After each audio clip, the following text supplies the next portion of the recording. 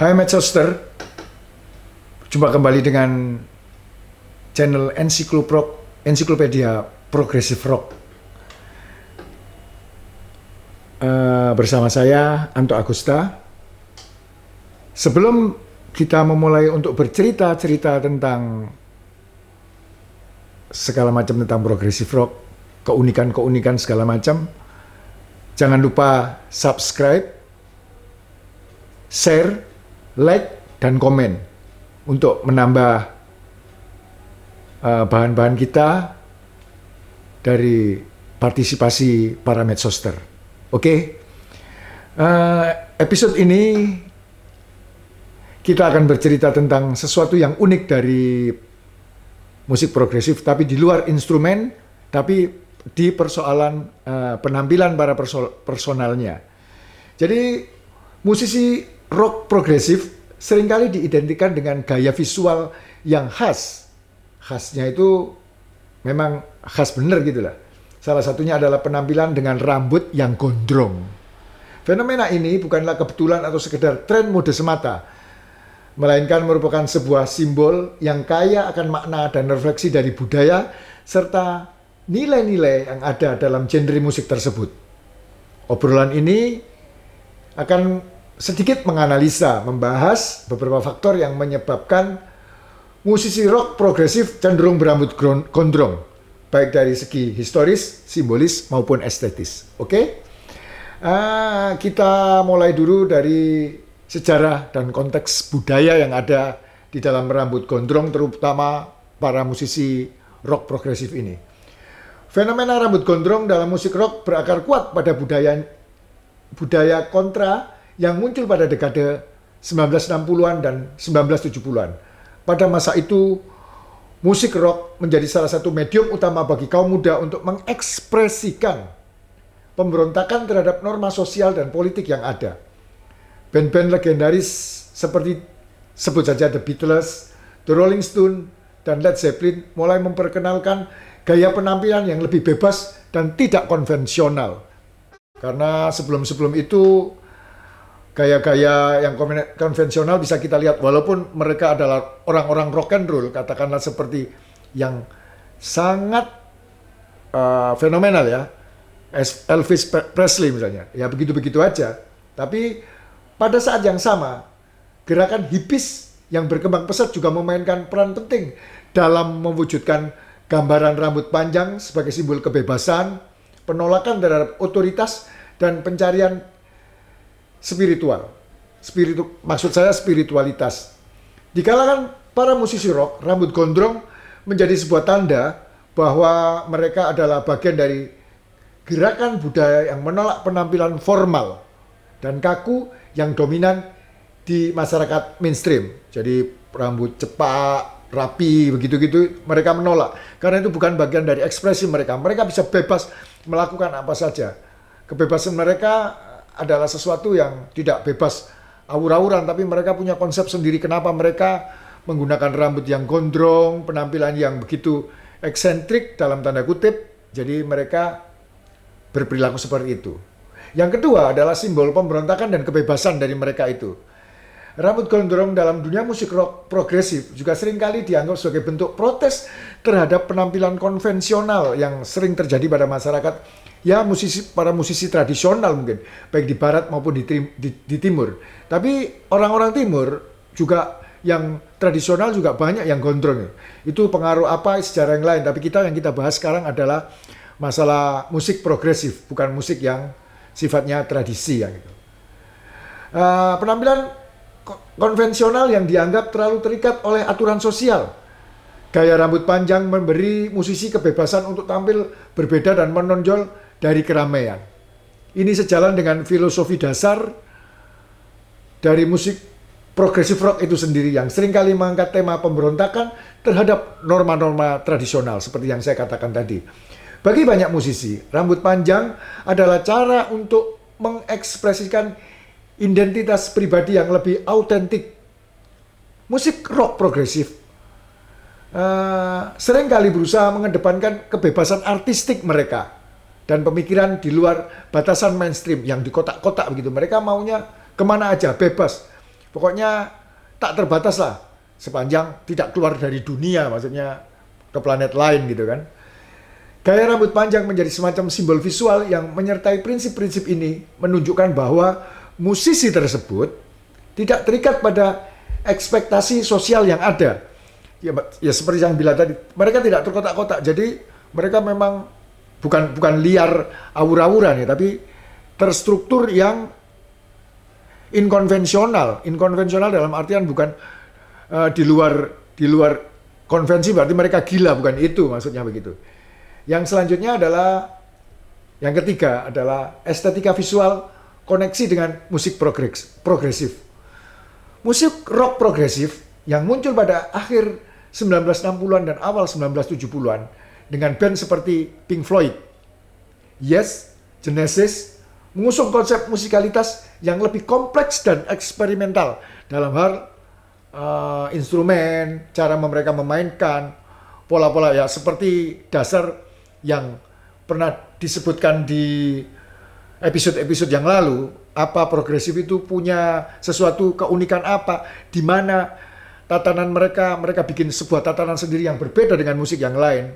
Itu adalah salah satunya yang dimaksud eksperimental itu. Gaya rambut gondrong seringkali menjadi bagian dari estetika visual yang mendalam, berhubungan dengan pendekatan artistik yang lebih abstrak dan filosofis dalam musik. Ya, kira-kira gimana ya? Filosofi musik gitu loh, bukan filosofi yang bacaan atau apa, tapi ini adalah filosofi yang lebih di persoalan musikalitasnya begitu lah. Secara visual, rambut gondrong dapat memperkuat citra musisi sebagai sosok yang misterius dan berhubungan dengan dunia yang lebih luas, tak terjangkau oleh aturan-aturan biasa. Musik rock progresif yang seringkali memadukan elemen-elemen yang tidak terduga dan mengeksplorasi tema-tema berat seperti kosmologi, waktu, dan kesadaran lebih cenderung untuk mengadopsi penampilan yang tidak lazim. Yang saya bilang eksentrik tadi itu, rambut panjang menjadi bagian penyampaian keseluruhan, menambah dimensi artistik pada penampilan musik yang cenderung lebih introspektif pada mereka sendiri atau pada musik mereka sendiri atau pada pola intelektual mereka begitu ya. Selanjutnya adalah yang keempat. Keempat ini adalah pengaruh subkultural dan ikonografi.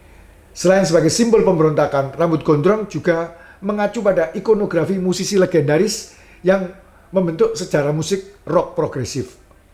Seiring berjalannya waktu, banyak musisi rock progresif yang mendalami filosofi, pola pikir, dan gaya hidup yang dikenal dalam subkultur tertentu. Banyak dari mereka orang-orang progresif yang mengidolakan tokoh seperti Jim Morrison, Jimi Hendrix, dan Ozzy Osbourne yang terkenal. Ya, mereka itu punya kekhasan tersendiri dari sisi yang macam-macam. Yang dikenal dengan penampilan rambut gondrong mereka. Ikonografi ini akhirnya menular dan menjadi ciri khas bagi generasi musisi berikutnya. Musisi rock progresif seringkali dianggap sebagai figur-figur yang berbeda atau terasing dari masyarakat umum. Tidak niatan mereka untuk mengasingkan diri, tapi masyarakat itu kan begitu. Bagaimana kita menanggapi atau merespon masyarakat aja begitu. Kira-kira begitu, karena masyarakat itu selalu menganggap sesuatu yang berbeda itu selalu jelek lah, segala macam kayak gitu. Rambut gondrong bersama dengan pakaian yang berwarna mencolok atau bahkan dengan make up menjadi penanda visual bahwa mereka berada di luar arus utama, selaras dengan konten musik yang mereka hasilkan. Selanjutnya, yang kelima adalah tantangan terhadap maskulinitas tradisional. Jadi ada perbedaan antara cowok cewek kayak gitulah, atur-aturannya gitu. Bahwa kalau cewek itu mesti rambut panjang, kalau rambut pendek itu mesti cowok. Tapi mereka memberontak terhadap itu. Rambut gondrong juga sering dipandang sebagai cara untuk meredefinisi atau bahkan menantang konstruksi maskulinitas tradisional yang didasarkan pada penampilan yang bersih, rapi, teratur, seperti gitulah. Jenggot yang harus dibersihkan kayak gitu kan, rambut yang harus disisir. Tapi mereka tidak memikirkan yang itu. Mereka mencoba untuk merombak keteraturan itu. Sehingga dalam banyak budaya, rambut pendek sering dianggap sebagai simbol kedisiplinan dan kontrol.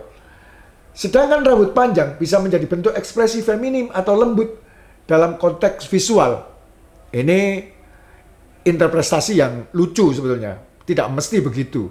Tapi tidak juga ini karena ini musik, bukan film. Bisa juga di film itu kadang-kadang rambut gondrong diidentikan dengan penjahat atau apa, itu hal yang berbeda lagi. Di musik ini yang mereka menolak bahwa gondrong itu adalah feminin, bukan begitu. Namun di dunia rock progresif, rambut panjang justru menjadi sebuah penegasan. Artinya maskulinitas baru yang mereka ciptakan, yang lebih bebas, liar, dan tidak terikat oleh definisi tradisional. Banyak musisi rock progresif, terutama pria, menggunakan penampilan rambut gondrong. Ini identitas baru di era itu, sebagai cara untuk mengekspresikan kebebasan individu dan memperlihatkan sisi pemberontakan mereka terhadap norma sosial yang ada waktu itu. Kalau sekarang kan bukan hanya rock progresif, banyak juga macam-macam lah. Tapi kita tidak sedang membahas itu, tapi kita sedang konsen di persoalan rock progresif yang saya bilang tadi itu. Kemudian yang terakhir, mungkin yang keenam, keterkaitan dengan gerakan sosial dan perubahan zaman. Rambut gondrong juga mencerminkan perubahan zaman. Pada tahun 1960-an dan 1970-an, gerakan sosial politik yang berkembang terutama terkait dengan hak asasi manusia, kebebasan berekspresi, dan anti perang, mendorong banyak musisi untuk tampil dengan cara yang mencerminkan semangat zaman tersebut. Rambut panjang menjadi bagian ekspresi visual yang merayakan kebebasan. Jadi kebebasan, ya tuh, seniman begitulah. Musisi itu kan seniman. Kebebasan politik dan sosial sebuah bentuk solidaritas dengan perjuangan global untuk perubahan. Bahkan sampai saat ini, sampai hari ini, meski tren gaya rambut mungkin telah berubah, rambut gondrong tetap menjadi simbol dari masa-masa penting dalam sejarah musik dan budaya rock progresif. Musisi yang mengadopsi gaya ini tetap terhubung dengan akar sejarah dan nilai-nilai yang dibawa oleh para pionir musik rock progresif itu sendiri. Kalau kita ngomong gondrong, ada sedikit kita keluar dari urusan progresif, tapi kita akan berbicara di negeri ini. Di era Orde Baru, awal-awal Orde Baru di tahun 1970-an, itu pemerintah Indonesia itu sempat melarang rambut gondrong. Dan rambut gondrongnya menjadi sempit sekali. Mau berurusan ngurus KTP di kantor kelurahan, ada tulisannya dilarang gondrong, dilarang masuk. Di TVRI saja, waktu itu TV hanya TVRI saja. Musisi yang berambut gondrong tidak boleh main di TVRI. Sebegitu takutnya dengan orang-orang gondrong ini. Tapi padahal tidak ada apa-apa, padahal gondrong itu hanya sebuah ekspresi saja. Tapi pemerintah kita takut. Untuk Anda yang lebih kepingin jelas tentang itu, ada sebuah buku yang berjudul Dilarang Gondrong. Anda, para medsoster, bisa melihat kenapa era Orde Baru itu kok takut dengan orang-orang gondrong. Di buku itu dijelaskan panjang lebar. Saya pikir episode ini sampai di sini, dan cerita tentang rambut gondrong kita akhiri sampai di sini. Ciao, sampai ketemu lagi di channel yang sama.